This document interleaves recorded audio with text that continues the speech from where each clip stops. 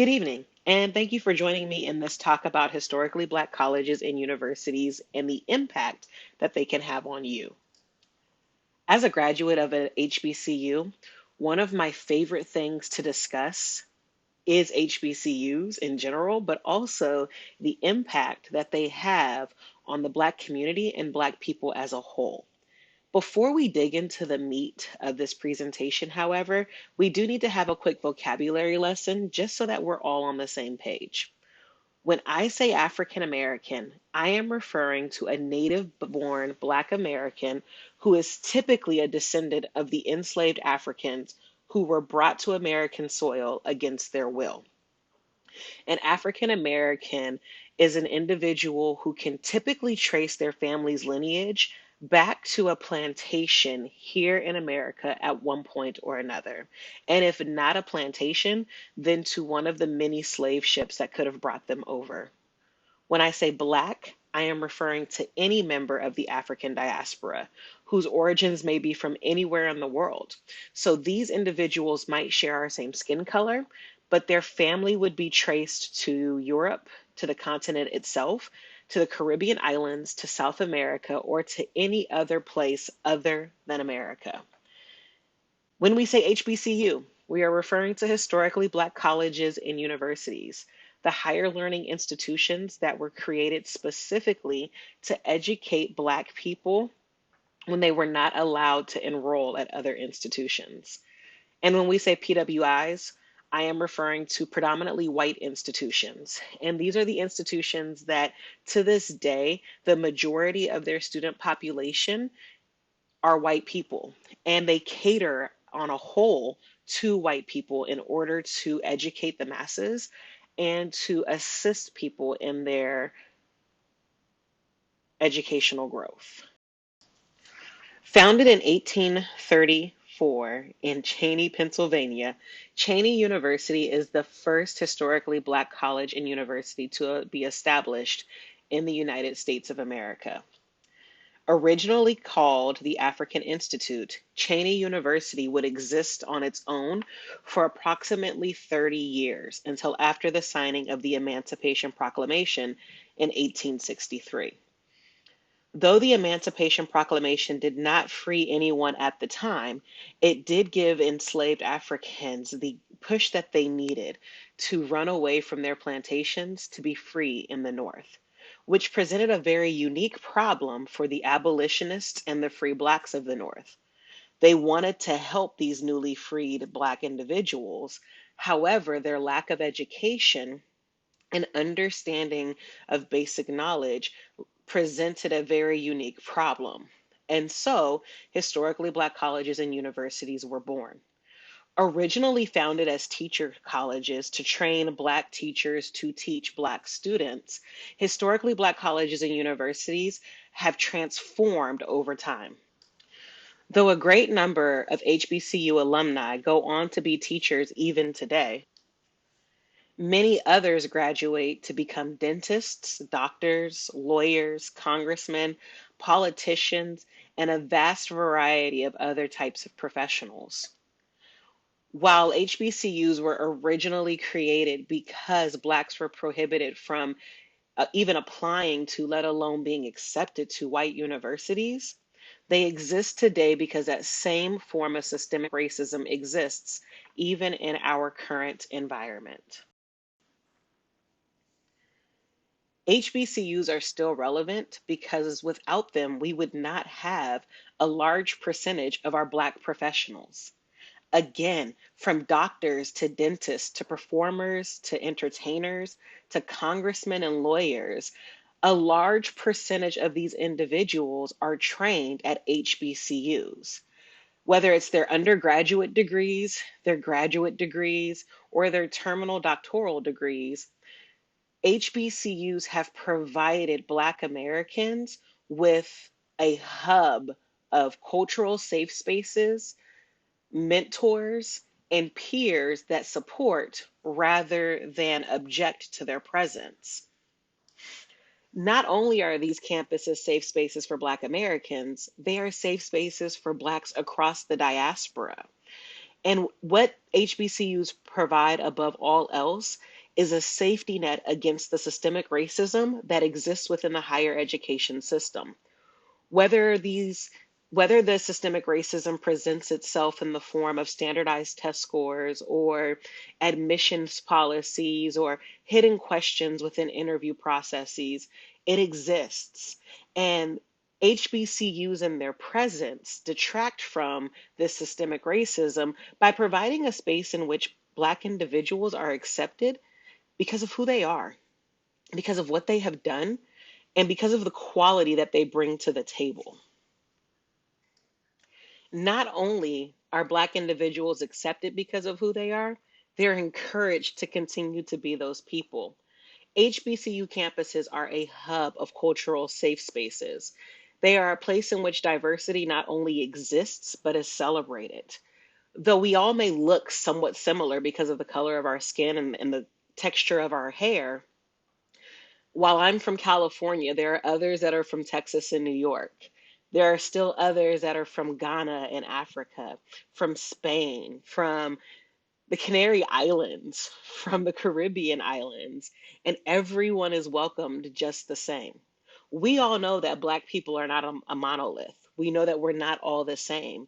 And on HBCU campus, those differences in both culture and personality and in just personality are all celebrated because we understand that it is our uniqueness that makes us great. And when we bring our uniqueness together and utilize it on a collective level, we are able to conquer things that otherwise would have been unconquerable. And that is what HBCU campuses not only celebrate, but encourage on a daily basis. So, why are HBCUs still relevant? Because many of us are raised in a system and taught in a system that does not celebrate us. We often do not see ourselves in a positive light. Whether we're being taught slavery or segregation, many times we are taught how Black people were held down and how we were beaten and how we were degraded. But very few, and it's very few and in between where we are actually celebrated as a community. Unless we're talking about the civil rights movement and Dr. Martin Luther King Jr., and possibly even President Barack Obama, there are very few spaces in history in our K through 12 education where Black people are celebrated. However, on an HBCU campus, whether you're sitting in your math class or your science class, your English or your philosophy class, psychology courses or TV and radio, business courses even, in every single class, we are celebrated. We are told that we are worthy, our confidence is increased, and our sense of self and worth, our sense of history and where we stand as a people is elevated to a level that it has never been done before on a lower in the lower education system. Simply put, HBCUs don't just meet the challenge, they exceed the standard. For more than a century, HBCUs have been the leaders in educating Black college grads who excel in their fields. 21 of the top 50 institutions for educating Black graduates who go on to receive their doctorates in science and engineering are HBCUs. Take a look at this graph from the US Department of Education. For every 1 in 1,000 Black engineering or science professionals, these are the proportions that come from for profit institutions, all institutions, and HBCUs. And what you find, whether we're talking about all genders of students or the male gendered population or the female gendered population, that HBCUs stand far and above the rest in educating Black individuals in the sciences and engineering. Why are these numbers important? They're not just a bragging point for HBCUs. Rather, they're to show that if it weren't for HBCUs, we would have significantly less Black professionals in the areas of science and engineering.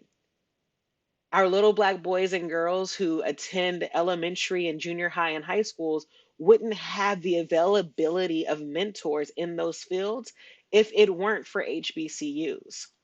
And not because HBCU programs are less competitive, they're simply more accepting of Black professionals. If you find this hard to believe, do the research yourself. Begin to research the rate of admission for Black scientist and engineer majors in predominantly white institutions, both undergraduate and graduate level. And then look at the admission for HBCUs as it pertains to those same populations. HBCUs do not discriminate against people of other races. They're given the same amount of opportunities and the same chances. However, HBCUs also ensure that they have enough spaces to educate those who desire to be educated. Here are some more facts from the US Department of Education as it pertains to HBCUs. Currently, there are 107 HBCUs in the United States of America, 56 private and 51 public institutions. Of those 51 public institutions, most of them are state schools, and so they get the same funding as any other state school. HBCUs are responsible for 40% of bachelor's degrees awarded to Black college graduates nationwide. Also, 80% of all Black Americans who earned a medical or dentistry degree earned them at either Howard University or Meharry Medical College, both of which are historically Black colleges and universities. HBCUs provided training for 3/4 of all Black doctoral grads. Those are people with their PhDs, Black officers in armed forces, and 4/5 of all Black federal judges. Those are huge numbers. If it were not for HBCUs, a majority of Black professionals may not have excelled or even received their degrees in these areas. 50% of Black faculty, so Black professors at white institutions, were trained at a HBCU at some point in their education matriculation. And finally, 30% of Black scientists and engineers that exist within America were trained at an HBCU. If it were not for HBCUs, many of these professionals would not exist. So if HBCUs are so awesome, why do you often hear so many negative things about them? Well, with greatness, there always comes the lies. And so here are the 8 common myths about HBCUs. Let's walk through them together. Our first myth is that HBCUs are not well attended, that their enrollment is falling or decreasing on a regular basis. And this could not be further from the truth. Due to the racial unrest that has been growing on predominantly white institution campuses, as well as the racial unrest across America, HBCUs have seen a surge in enrollment over the past decade. As more and more young Black people seek safe spaces in places where they know they will be accepted regardless of who they are and where they come from, more and more Black students are flocking to historically Black colleges and universities. Also, with the rise of racial unrest across the country, we have more and more HBCU alumni and those who never even attended an HBCU standing up and telling our young Black people that this is where they need to go. And so, between the relentless support of the Black community, as well as the racial unrest that's happening and the discrimination that so many Black people are experiencing on a daily basis, we are seeing a rise in enrollment that is leading also to a rise in the awakening and knowledge of our young Black people. The second myth. HBCUs lack quality education and degree offerings. If this were the case, vice presidential hopeful Kamala Harris would not be a graduate of Howard University. Former Supreme Court Justice Thurgood Marshall would not have been a graduate of Howard University.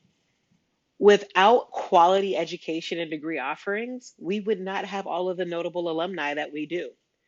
HBCUs provide the same level of quality education as other institutions, all while mentoring their students by some of the greatest minds in the field. Many of those who teach at HBCUs have their books being taught out of at predominantly white institutions. And so instead of getting the information secondhand, HBCU students get it firsthand. In addition to the book education and the degree offerings from HBCUs, students also get an education that you could never really pay for and that you'll never find in the pages of a textbook. They get education about themselves. They learn how to use their power and their wisdom for good. They learn how to speak up for themselves and how to speak out for their community. And above all, we're taught to be leaders in whatever field we enter into and to lead unapologetically. Have you heard that HBCUs are too expensive? This is almost laughable in that tuition at an HBCU is on average 30% less expensive than comparable institutions. And seeing as HBCUs have been ranked from the top 50 institutions in the United States of America all the way towards the bottom of the list, it lets us know that every institution is comparable to a predominantly white institution. In addition to being 30% less expensive, HBCUs also work to ensure that at least 80% or more of their student population receives full funding for the entirety of their matriculation, whether that's done through grants that do not have to be paid back, financial aid student loans, which they really try to push our students away from, or through scholarships that are school based or outside scholarships. HBCUs are going to ensure that you graduate. For example, Howard University at the end of the year will send out a spreadsheet of students, senior students, ready to graduate, hoping to put on their cap and gown, who need assistance in paying their final bill. And alumni come together and pay those final bills for them. At an HBCU, no one is left behind and no one is looking for how they're going to fund their degree. If anything, we just ask that you focus on getting it. A myth that we've already touched on is that HBCUs lack diversity.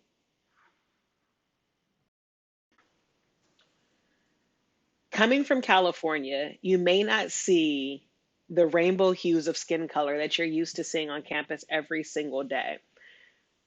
But diversity doesn't just exist in skin color. And though you may share the same skin color as many of your classmates and as many of the other students that are attending the university, many of those faces hail from all over the world. In addition to our global diversity and the fact that you'll meet people from every corner of the earth, HBCU campuses often host a population of non-Black students that's as high as 17% and includes everything from white students to Pacific Islander students to Asian and Hispanic students.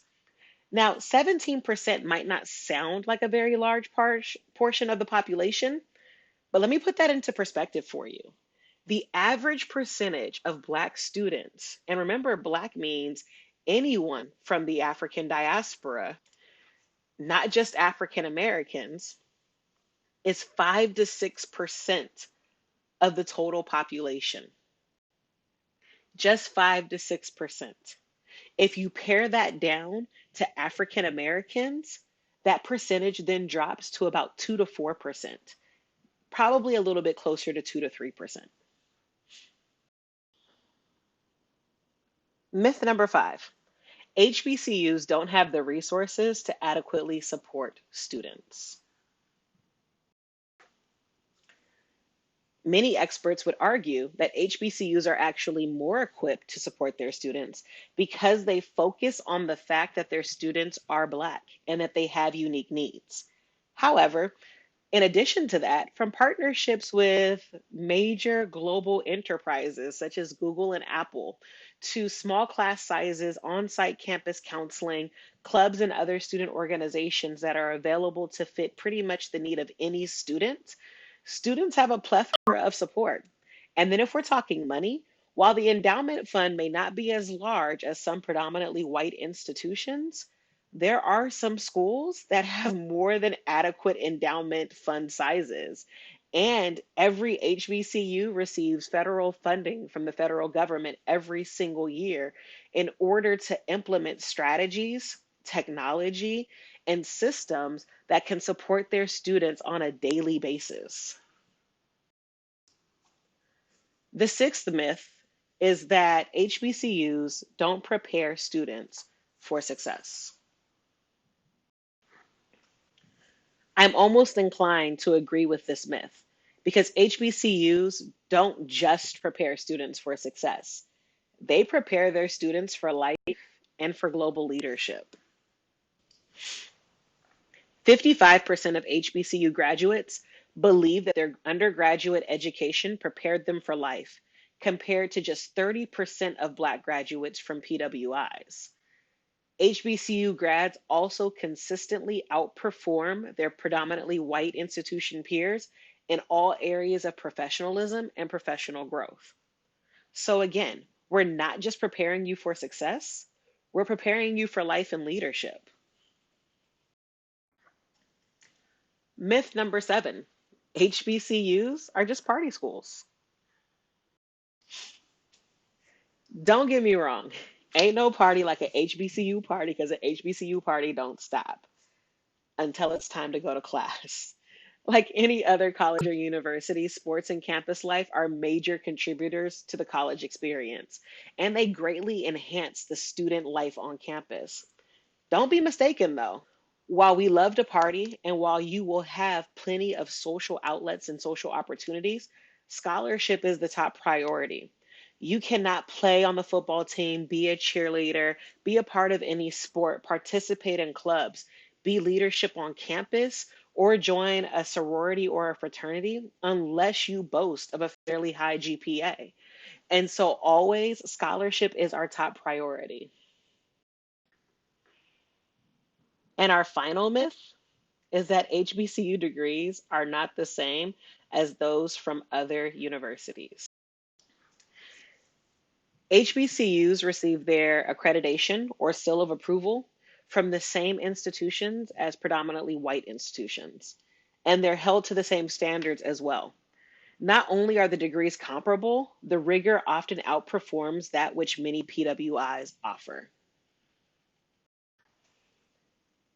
And so now that we've debunked all of these myths, there is a major reality check ahead. Are you ready for it? You need a HBCU. And I know, you're like, no, I don't, no, I don't, I can go anywhere. I was the same way as a senior at BHS until my AP English teacher took me to the side after I asked him for a recommendation to Harvard University. And he told me that he would not write me a recommendation until I showed him an application for Howard University. Mr. Larry Adams, and for those of you who still attend BHS, he is the father of the Mr. Adams that you know. Mr. Larry Adams is the reason that I attended Howard University. I was accepted to both Howard and Harvard. However, Mr. Adams sat me down and told me that Howard would be able to give me something that Harvard would never be able to do. Harvard would take me because I was intelligent, because I was able to reason and I had great logic, but also because I was a minority. Howard would take me for all of those reasons, except for the fact that I was a minority. Me being a Black woman would not be the deciding factor. And he was right. I went to Howard and it was the greatest 4 years of my life. I learned so much about myself, about my community, about my nation, and about the world that I would not change it for anything. You need a HBCU because it's going to cause a level of growth within you that you cannot get anywhere else. A HBCU will provide you with personal growth, a connection to your culture that you've never before experienced, a deeper understanding of yourself. It will grant you a professional network that is out of this world because not only will you have your brothers and your sisters that attended the same HBCU as you looking out for you, but you'll also have those who attended any HBCU looking out for you. So, yes, you could attend a predominantly white institution and you could have tens of thousands of people looking out for you when you go and you start handing out your resumes. Or you could attend an HBCU and have hundreds of thousands of people looking out for you simply because you're a part of the same tribe. And lastly, you need a HBCU because it will honestly be the best thing that has ever happened to you. You don't have to take my word for it, though. Let's hear from some current students and recent alumni.